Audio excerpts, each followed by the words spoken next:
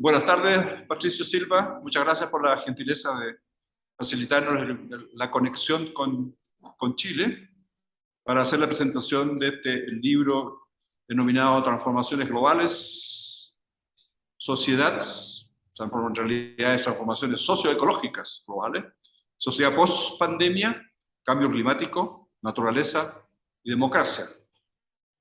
Vamos a, en primer lugar, dar la palabra al profesor Jaime Ríos, que es el actual presidente de la Asociación Latinoamericana de Sociología, ALAS. Él es profesor de la Universidad San Marcos de Lima, Perú. Él nos va a dar, digamos, un grato saludo a la presentación del libro. Nos une además un trabajo conjunto de hace muchos años y de amistad, digamos, chileno-peruano, más que personal también académica, y eso yo creo que hay que resaltarlo, digamos, en el momento que estamos viviendo debemos colaborar mucho más desde el punto de vista científico, académico, los países, digamos, de América Latina y el Caribe.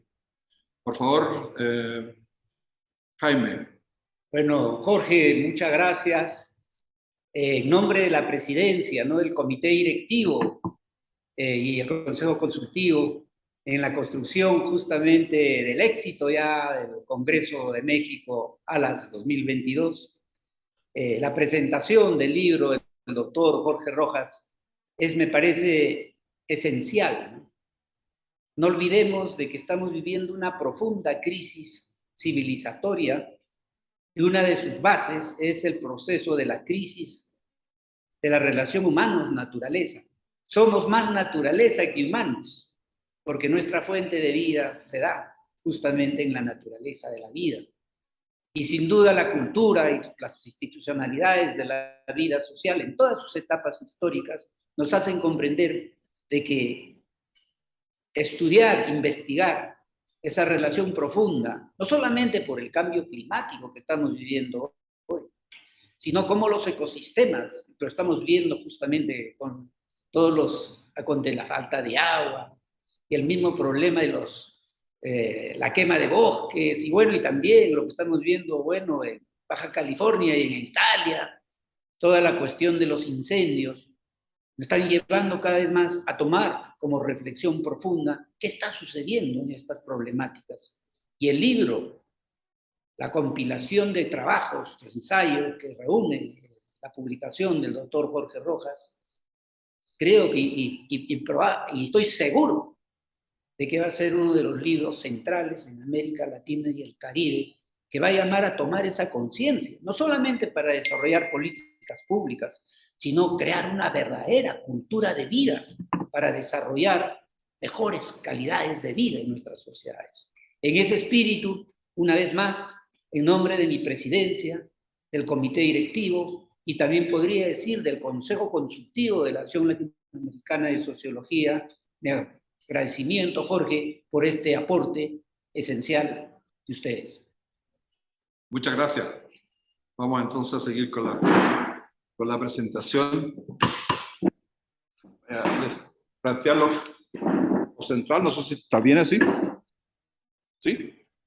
Lo central, digamos, del libro, y después Patricio va a hacer un comentario también sobre su percepción, digamos, de este trabajo. Primero decir que este es un libro que es producto de la cooperación entre la Universidad de Concepción, el Departamento de Sociología, el Centro de Recursos Hídricos para la Agricultura y la Minería, CRIAM, que es un centro muy importante de investigación en Chile, del que yo soy también investigador asociado, y del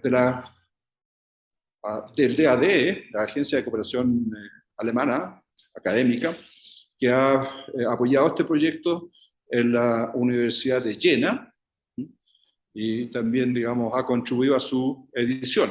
El libro estará esta semana editado. Es un proceso muy largo editar un libro. Yo creo que hemos trabajado más de un año, en poco más de un año y medio, que es también la experiencia que tienen otros académicos para producir un libro de esta naturaleza, que además es un libro altamente complejo por las distintas contribuciones que existen, muy variadas, ¿no es cierto? Este libro, yo soy el editor junto con el profesor Klaus Derre. El profesor Klaus Derre es un destacado profesor doctor de la Universidad de Jena, un destacado investigador experto en temas de la sociología del trabajo, y él ha sido una de las partes importantes, digamos, de este proyecto DAD, que está también, digamos, patrocinado por el gobierno alemán, ¿no es cierto?, financiado. Es un proyecto en ese sentido muy importante, y el libro resulta ser una especie de informe final también del proyecto, ¿no? Se nos pidió ahí elaborar un conjunto de artículos para expresar, digamos, las opiniones de los 3 años de investigación entre Alemania y Chile, y también con otros investigadores, por ejemplo, también de Argentina, y del sur de Argentina, y del sur de Chile, ¿no?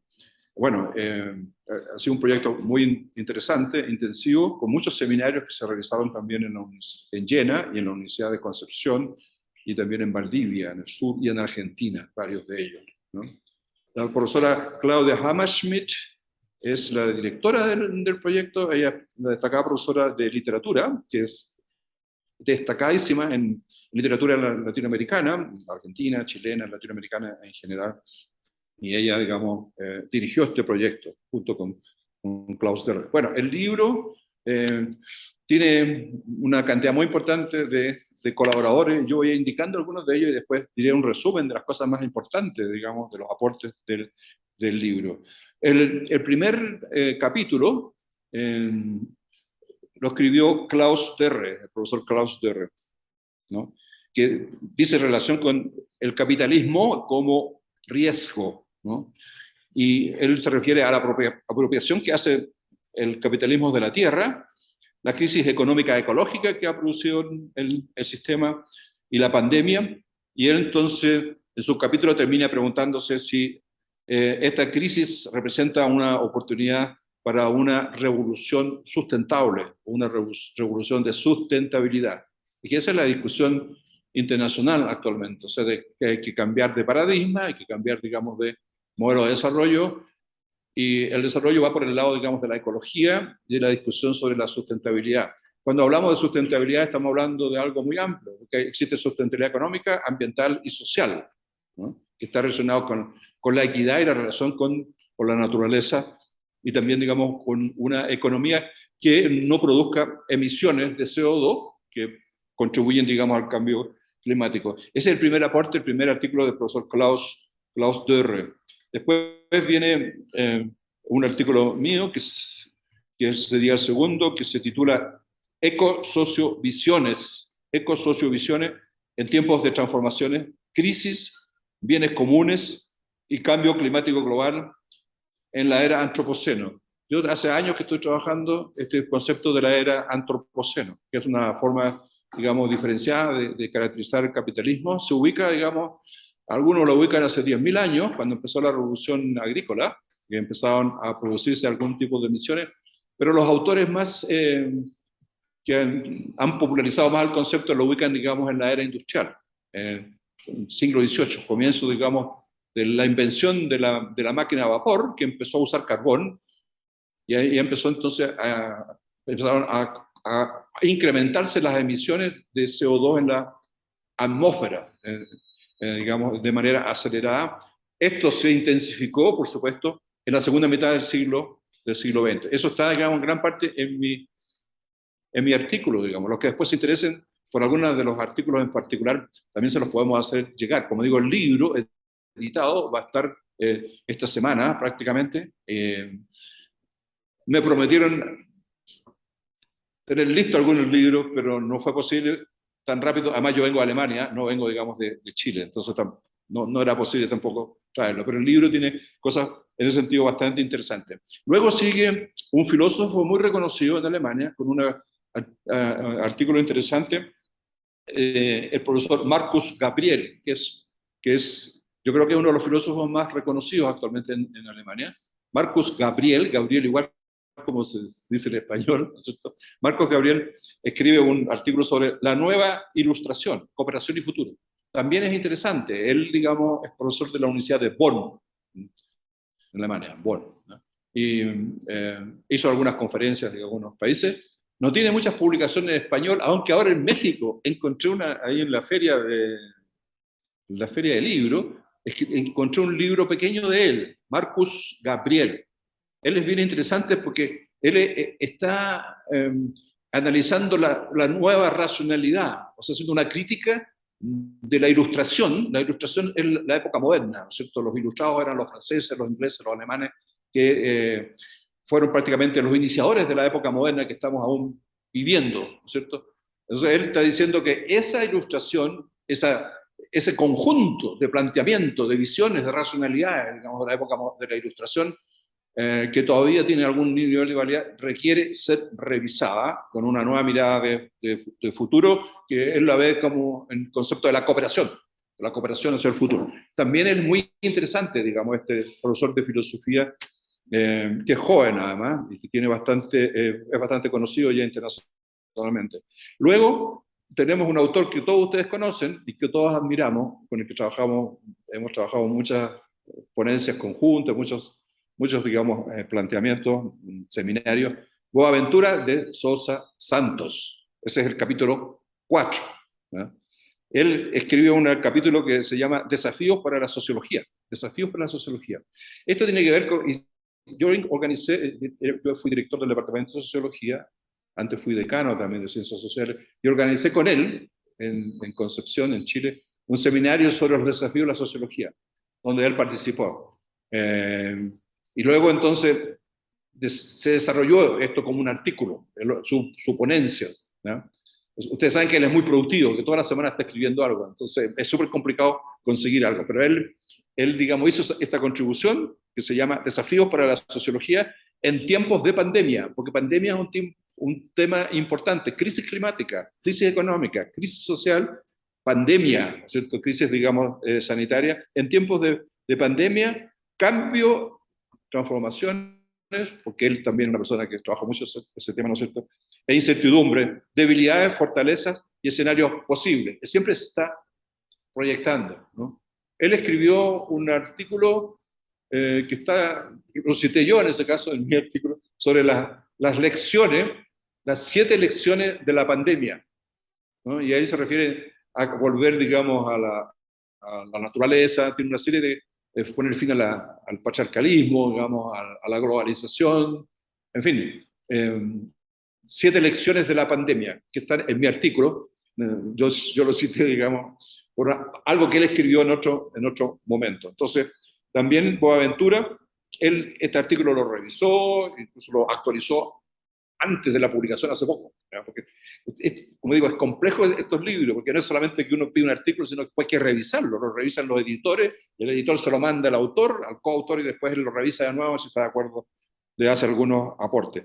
Después hay otro colega que está en Valdivia, Dustin Julian, que hizo también su doctorado en la Universidad de Jena con el profesor Klaus Derre, y que estuvo involucrado también en este proyecto, que escribió también un artículo sobre el que él le llama Apuntes para una sociología del futuro, una agenda de problemas sociales en un posible mañana. O sea, el tema de la sociología es bastante importante en el libro, o sea, cuáles son los nuevos pensamientos, y también la nueva sociedad, es algo que yo en los últimos años estoy escribiendo, tratando de elaborar algo sobre la sociedad del cambio climático, la sociedad del futuro, o sea, qué tipo de sociedad viene en el futuro, algo que hay que reflexionar mucho. Después está el colega Ulrich Brandt, que es un destacado científico alemán, sociólogo, que trabaja en Viena, en Austria, profesor en Austria, ¿no? Y con todos estos colegas yo trabajo hace años, porque yo tengo muchos trabajos con Alemania, digamos, porque me formé en Alemania, entonces es como lógico. Y América Latina, por supuesto. Ulrich Brandt, él escribe sobre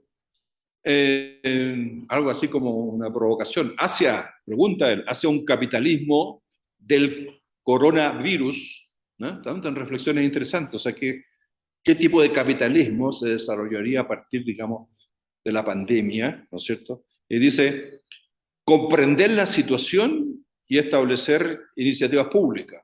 Él le interesa mucho que lo que él escriba tenga un impacto público. Él trabaja mucho en América Latina. Todos estos colegas trabajan en América Latina, o sea, no son puramente cientistas alemanes que trabajan en Europa, qué sé yo, sino que están muy vinculados, digamos, a América Latina. Luego viene una persona que yo conozco mucho, que se llama Marisa Rojas Corradi, que es mi hija, eh, es una destacada investigadora, una física atmosférica, una de las grandes expertas en cambio climático a nivel mundial. Actualmente es ministra de Medio Ambiente del gobierno de Chile, de Gabriel Boric. Entonces yo lo digo con mucho orgullo, digamos, su contribución al tema ambiental. Ella ha participado en la elaboración de los informes físicos de la evidencia física del cambio climático. Yo no sabía, digamos, yo he aprendido mucho de ella en ese sentido, porque ella es física atmosférica, entonces son paleoclimáticas, o sea, que estudian el clima desde miles de años, ¿cierto? Para llegar a las conclusiones actuales. Y ella ha participado, digamos, ha elaborado los informes, el informe último del IPCC, del Panel Intergubernamental de Cambio Climático de las Naciones Unidas, y también fue la encargada de la COP, era el evento que se hace sobre cambio climático a nivel mundial, 25, que después se hizo en Madrid por los problemas de la pandemia. Entonces ella escribe sobre las bases físicas del cambio climático, ¿no? Para llegar a estos estudios, estas conclusiones, ella estudia o ellos estudian más de 1000 estudios, ¿no? No es las investigaciones que nosotros hacemos como sociólogos, sino que para lograr las evidencias físicas, hacen un recorrido por todas las investigaciones, entonces investigan las investigaciones, sistematizan las investigaciones que se hacen en todas partes del mundo sobre la evidencia física. 1300 estudios creo que fueron investigaciones. Así que lo que hacen, por lo tanto, tiene mucho de evidencia, porque son los estudios que se hacen en todo el mundo, o sea, de los grandes investigadores, que son por lo general físicos, ¿no? El cambio climático tiene impactos sociales, tiene estrategias de adaptación, pero lo más importante son las evidencias físicas. O sea, cómo van las emisiones, cuántas emisiones, dónde están las emisiones, de dónde provienen las emisiones, qué sé yo. Todo eso lo saben ellas y cuál es la proyección de las emisiones y cuántas cantidades de emisiones nos quedan para, digamos, frenar el cambio climático. Todos esos son temas, digamos, que ya les puedo indicar que estamos, digamos, en algo así de más de 410 partes por millones de dióxido de carbono. Y históricamente el planeta tuvo 280 por miles de años. 200, o sea, el CO2 es indispensable como, digamos, efecto invernadero para la supervivencia del planeta. Entonces, por miles de años sí hubo, digamos, una constante de emisiones que provenían de la naturaleza de CO2, de dióxido de carbono, que fueron 280 ppm, se dice, partes por millones de dióxido de carbono. Esto empezó a cambiar bruscamente, digamos, con el inicio de la revolución industrial. Y pasamos de 280 a 380 y ahora estaban 410, algo así, que es muchísimo, ¿no? Parte de dióxido de carbono. Y ustedes saben que en 2015 se hizo un compromiso en París de todos los gobiernos, 193 países participaron en diciembre del 2015 en el encuentro de París y llegaron al acuerdo de frenar el cambio climático, ¿no? Y de hacerse una meta, ¿no? Que se llama carbono cero el 2050, ¿no? Carbono cero el 2050. Y eso significa que en 2030 o 2000, por ahí tendría que reducirse, digamos, a la mitad de las emisiones. Y como meta significa que todo año, cada año, el mundo debe, digamos, disminuir en un 7% las emisiones de CO2. Eso es responsabilidad para los países desarrollados, pero también para otros países, también para México, para Chile, para Brasil, para Perú, para todos los países, China, desde luego. El país que más entrega emisiones, que más emite emisiones, es China, 28%. El 28% de las emisiones de CO2 mundial provienen de China. Pasó lejos a Estados Unidos, que ahora es el 14%, ¿no? Pero antes Estados Unidos era el principal, ¿no? Como se ha desindustrializado un poco Estados Unidos, tienen menos emisiones, digamos, ¿no? Entonces China tiene una gran responsabilidad, pero también, digamos, Europa, que los países europeos tienen a veces, cada país tiene un 2% de aporte a las emisiones, ¿no? Pero en conjunto, digamos, los alemanes con los franceses, los finlandeses, que se acumulan una cantidad importante de emisiones. Entonces, hay una urgencia, y eso lo dijo el secretario general de las Naciones Unidas en el último encuentro de la COP en Escocia, ¿no? En Glasgow, ¿no? Eso fue hace poco, ¿no es cierto? Hace algunos meses atrás. Él dijo No nos queda tiempo, dijo él. Eso es confuso expresión. No nos queda tiempo, o sea, hay que frenar las emisiones de CO2. Eso significa pasar de energía fósil a energía renovable, sea, digamos, eólica o sea, digamos, basada en el sol, ¿no es cierto? Solar, eólica u otras que no contaminen. Ahora con la crisis estamos complicados porque los europeos y Alemania, en este caso, que es un país que ha hecho un esfuerzo importante, digamos, en disminuir la energía fósil, están obligados a volver en parte al carbón, producto, digamos, que tiene una dependencia de un 40% de la energía de Rusia. Y como hay una crisis complicada, y Putin está cerrando, digamos, no está amenazando, sino que ya está cerrando, digamos, el suministro de gas hacia Alemania. Si eso se mantiene en un 10% o en un 20% de suministro, es catastrófico para Alemania, para la economía alemana y también para los hogares, sobre todo ahora que viene el invierno. Pero eso afecta también a otros países europeos, porque en general los países europeos dependen como un 40% de la energía que proviene, digamos, de Rusia, ¿ya? Bueno, por lo tanto ellos tienen que acelerar ahora, en parte tienen que echar pie atrás, ¿no? Imagínense usted, Alemania tiene un gobierno con los verdes, con el Partido Verde, digamos, socialdemocracia, verde y liberales, y los verdes que han sido los que han luchado permanentemente en contra, digamos, de las emisiones de CO2, están obligados a aceptar un cierto retroceso. Bueno, todo esto complejiza bastante el tema, pero la meta, para repetir, la meta la meta de los países es carbono cero el 2050. O sea, el 2050, eso es a partir de comparación con 1970. ¿No? Que de aquí al 2050, todo lo que se produzca en la agricultura, en la industria, en el transporte, sea cero de emisiones, carbono cero. O sea, eso significa una agricultura descarbonizada. Pero esto también va a implicar una economía desglobalizada, porque la globalización implica, digamos, un incremento considerable de las emisiones a través del transporte. Bueno, eso significa también cambio en el tipo de transporte, digamos, en que no usen más el carbono. Que sea. Bueno, ese es un tema entonces importante del libro, ¿no? Es un aporte en el que yo trabajo, pero Maísa Rojas es, digamos, la gran experta, digamos, en cambio climático. Después está el aporte de Georg Jochen, que en paz descanse, es un académico destacado de München, de la Universidad de Múnich, en Alemania, que entre medio falleció, y él se hace la pregunta, el fin de la sociedad de expansión, del capitalismo de expansión. O sea, que la crisis pandémica puede frenar también el desarrollo del capitalismo. La crisis de la coronavirus como símbolo de límites de la colonización, mire, ese es el término, de la colonización capitalista de la red vida. Este concepto, digamos, de Quijano, digamos, de González Casanova y también acá de Jaime, ¿no es cierto? Que muchos de nosotros usamos estos conceptos que provienen de América Latina. Ese es el aporte de Johum. Después está Ricardo Barra, Gunil Hansen, Rojas. Ellos son académicos de la Universidad de Concepción. Con Ricardo Barra yo lo quise ahora tener acá presente. Es un bioquímico ambiental muy importante. Yo trabajo estrechamente con él en temas.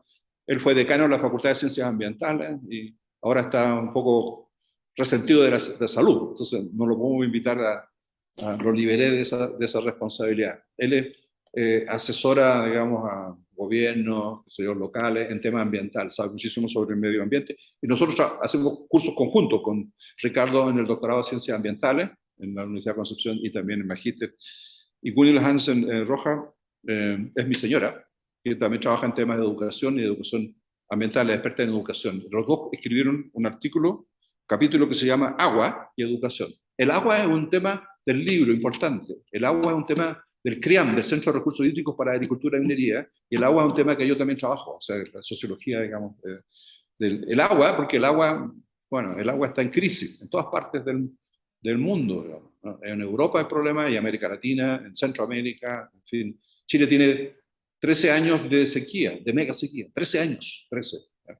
Y hay localidades que no tienen agua ya, en parte en el norte del país. Entonces es un problema bien complicado. Entonces, agua y educación en tiempos de crisis ambiental, estado actual, alianzas y perspectivas de desarrollo sustentable. Esos son los temas de ese capítulo.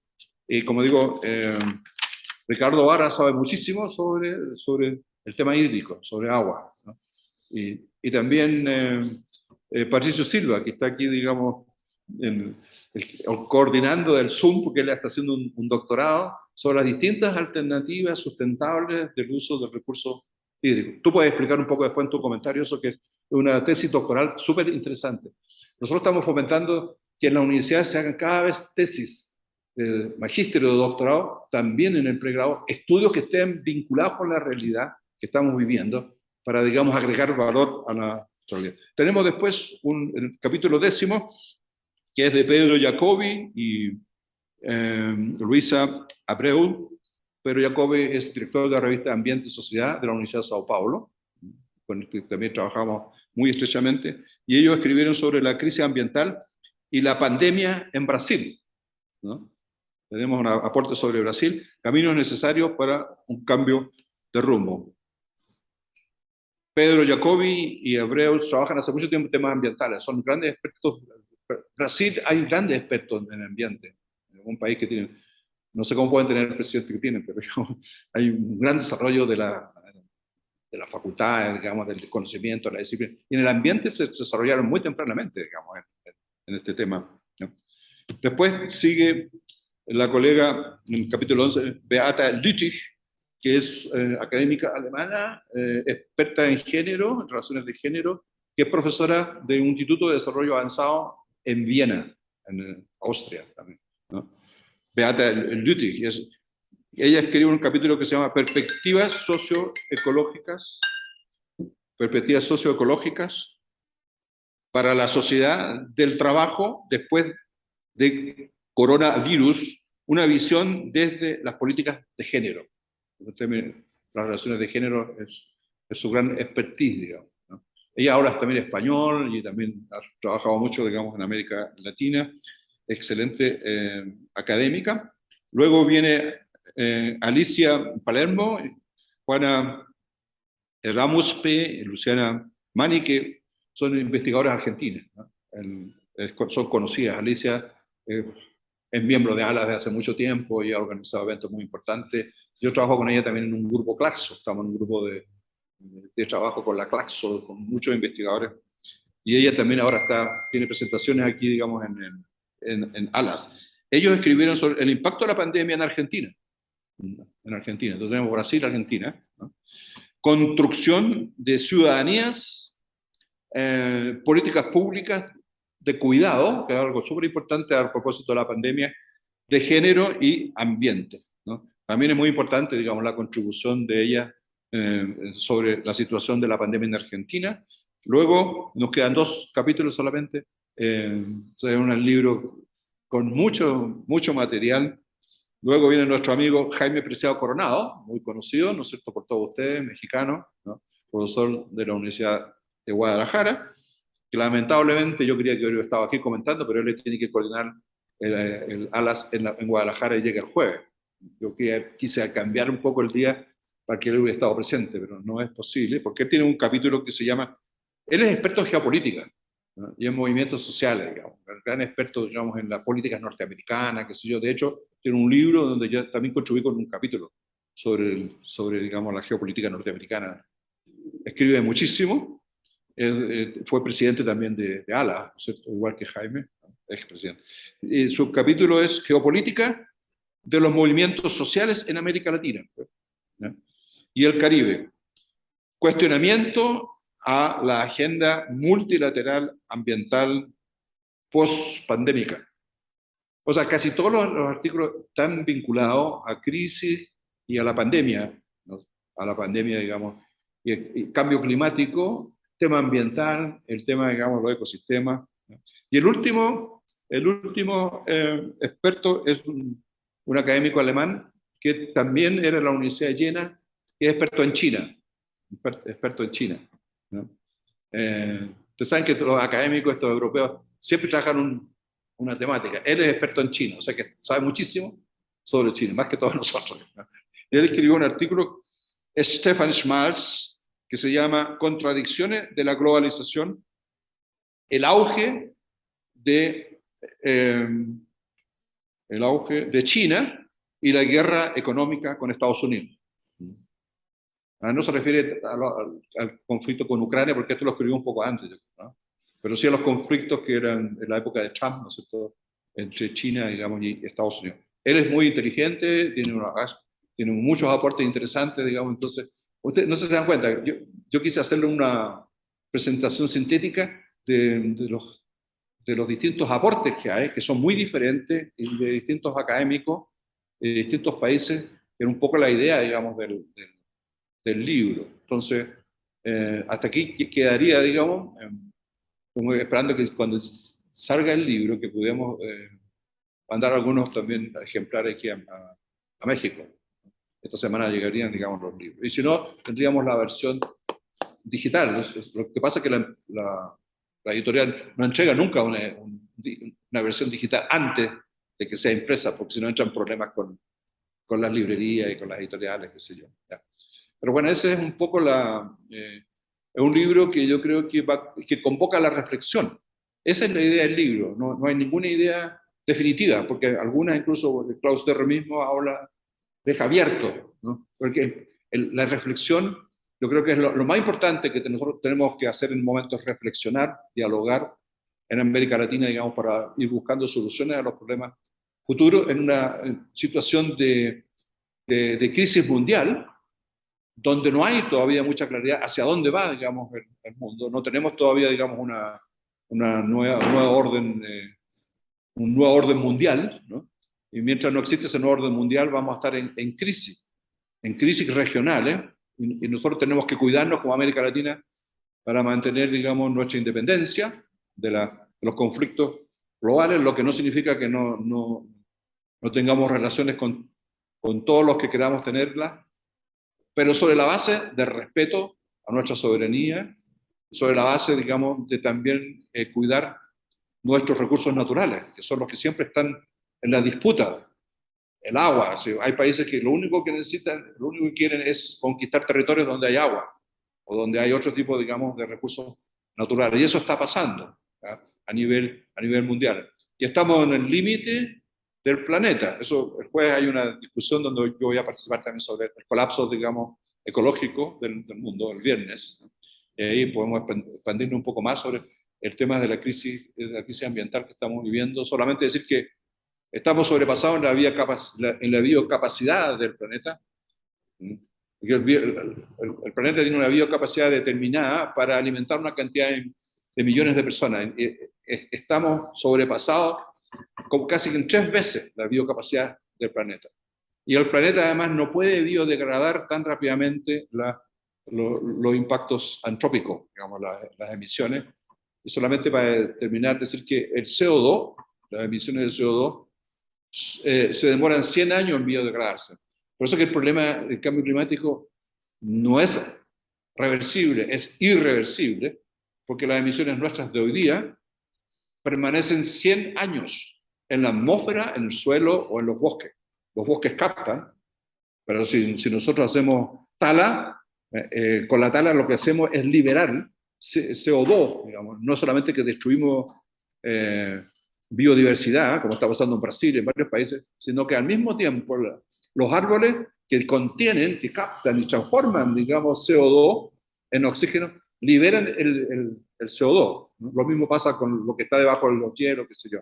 Entonces tenemos un límite en ese sentido. Por eso que lo único que se puede hacer es frenar el cambio climático. Eso está planteado acá. Es frenarlo. No se puede volver a lo que antes era, a las 280 partes por millón, sino que se puede mantener en un límite determinado, ¿no? Y no podemos seguir, no podemos traspasar el 1,5 grados de incremento de las temperaturas. Eso es también el Acuerdo de París de diciembre de 2015. Y hay una relación, obviamente, entre emisiones y temperatura. Y ahora estamos con tremendos problemas de calores, ¿cierto?, en todas partes del mundo.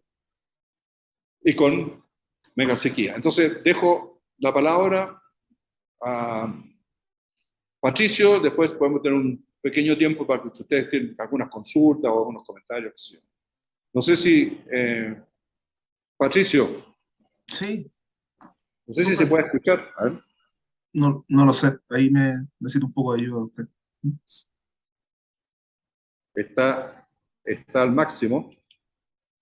Ok. O puedo dar vuelta un poco, ¿no es cierto? O lo podemos poner allá, no sé. Diga algo, Patricio. Sí, ahí, bueno, estoy mirando la muralla, un saludo a quienes estén presentes. Desde Chile, gracias por la posibilidad de participar de este lanzamiento. Eh, Solo complementar parte de lo que ha dicho el profesor Rojas a lo largo de su comentario y lo que refleja el trabajo detrás de este libro. Obviamente, una aproximación bastante interdisciplinaria, construida a pulso y con un gran esfuerzo por parte de los investigadores participantes. Veo muy bien. Mejor espero un rato.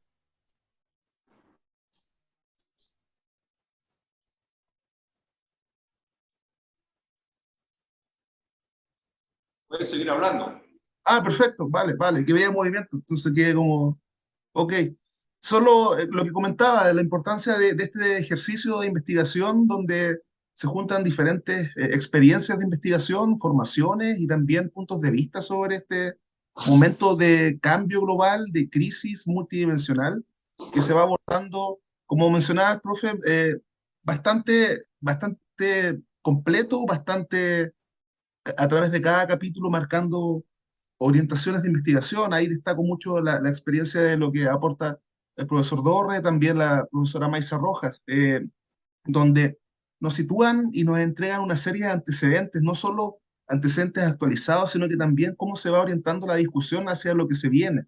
Y ahí es donde, cómo desde la sociología podemos recibir este aporte a la investigación, lo que representa este libro, de cómo avanzar y cómo ir formulando nueva investigación social bajo este contexto, cómo podemos primero comprenderlo, entender las diferentes dimensiones y también ir acercándonos a cómo poder construir investigación social en esta sociedad post-pandemia, donde tenemos que redefinir no solo la postura epistemológica con la que se construyen las investigaciones, sino que también considerar esta serie de cambios globales con los que debemos construir e iniciar investigaciones de aquí al futuro.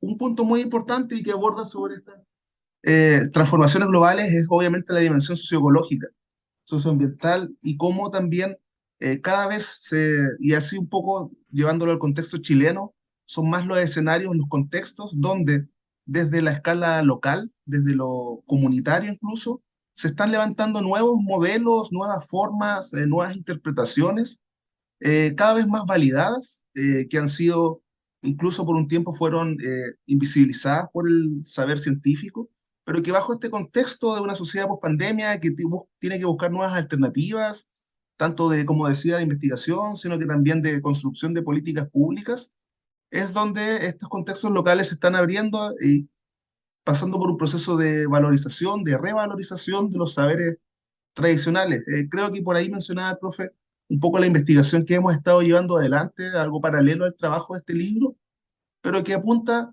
básicamente a poder entender estas nuevas dinámicas de gobernanza donde lo local, lo comunitario son cada vez más importantes y también la importancia que esto tiene al momento de poder interpretar las problemáticas locales. Quiero solo cerrar este breve comentario volviendo a destacar la importancia, el valor que tiene el ejercicio de construir estos libros de manera colaborativa, sobre todo los aportes que esto nos puede brindar para los investigadores sociales que se están formando y que también tienen que partir de la base de que las problemáticas que deben comprender son mucho más complejas y también están en un tiempo de incertidumbre global que nos obliga a sentarnos en estos espacios de reflexión y también avanzar hacia espacios de co-construcción de conocimiento. Así que eso, solo agradecer la posibilidad de este breve comentario. Muy bien. Muchas gracias. Gracias. Gracias. Él es sociólogo, hizo su magíster en ciencias regionales, que es un magíster en ciencias regionales, y ahora está de doctorado en ciencias ambientales, y de la facultad de ciencias ambientales. No va a interferir con el sonido para la grabación. Sí. No se malogre la derecha grabación. Claro. Bueno, Un agradecimiento final. sí.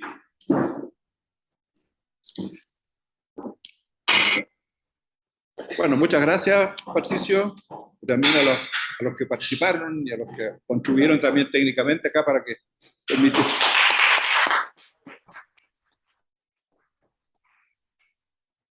Esperamos que, digamos, vamos a tener más presentaciones del libro una vez que tengamos físicamente, digamos, el libro, pero esta ha sido una buena, digamos, introducción a la temática compleja. Nos partaron a hablar de otras cosas, como los bienes comunes, todo lo que significa, digamos, el cambio del modelo, digamos, de desarrollo, nuevo paradigma, que no es una cosa puramente teórica, sino que es algo que está empezando a funcionar en distintos países desarrollados y también en América Latina, también en Chile, digamos, ¿no? Y las tesis contribuyen justamente a unir experiencias que existen de conocimientos prácticos que provienen, digamos, a veces de miles de años de antes, ¿no es cierto?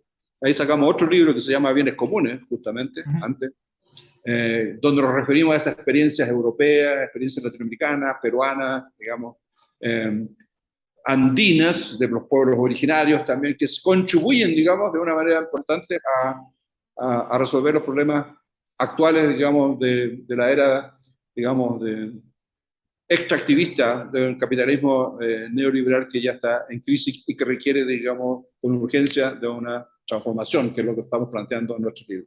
Así que muchas gracias y después tú nos mandas la grabación para poderla distribuir. Finalmente, para dar un cierre definitivo, aunque tendremos otras presentaciones del libro, aparte de esta que estamos haciendo en el Congreso a las 22 en México, no puedo sino dejar de referirme a un importante aporte realizado por dos destacados académicos, un académico y una académica, al libro. Me refiero a Martín Puchets, de la UNAM, la Universidad Nacional Autónoma de México, y a Ana Ribois, que es profesora de la Universidad de la República de Uruguay. Como todos la conocen, ella fue además presidenta de ALAS, el congreso que se hizo en Montevideo en ciertos años atrás. Estos dos colegas, destacados académicos, que está, por lo menos Ana Ribois está presente, digamos, en el Congreso, hicieron un aporte bien importante al libro, con un artículo, que es en realidad un capítulo, denominado El extractivismo informacional en América Latina, nuevas industrias extractivas y sociedad red. Este es un tema que es bastante, diríamos, nuevo, es muy innovativo. Es un aporte importante, digamos, una contribución desde un punto de vista distinto al libro. En realidad los autores están hablando de una transición de un modo industrial a un modo informacional en lo que ellos denominan, digamos, el eslabón de las cadenas globales de producción, ¿no? Que implica también un paso, digamos, hacia los servicios, hacia, digamos, un modelo de desarrollo que está basado en los servicios, que también tensiona, digamos, el territorio, que tensiona también a la sociedad, ¿no? Se refieren también ellos con mucho fundamento a los trabajos de Manuel Castells sobre la sociedad red y lo informacional, que es un tema también, digamos, trabajado por el sociólogo catalán Castells. De manera que me parece interesante esta visión del tema, digamos, de las transformaciones que está viviendo América Latina, y de esta relación también que ellos llaman de empresas internas con externas, y en este caso, digamos, la digitalización que llega también para quedarse en América Latina, y que, insisto, implica, digamos, una nueva forma también de desigualdad, digamos, de acceso a lo digital, pero es también un cambio que ha llegado para quedarse en América Latina. De manera que quisiera con esto cerrar, digamos, el libro. Repito, habrá nuevas presentaciones del libro una vez que tengamos el libro físicamente, que ya debiera, como informé antes, esta semana estar listo en la imprenta en Santiago de Chile. Así que muchas gracias a todos los que han contribuido a la elaboración de este amplio libro con muchos autores de distintos países de América Latina y de Europa. De manera que, Patricio, tú puedes cerrar la presentación y prepararnos un video para divulgarlo, digamos, entre los colegas de ALAS y los distintos personas que estén interesadas, digamos, en el tema de fondo del libro. Muchas gracias.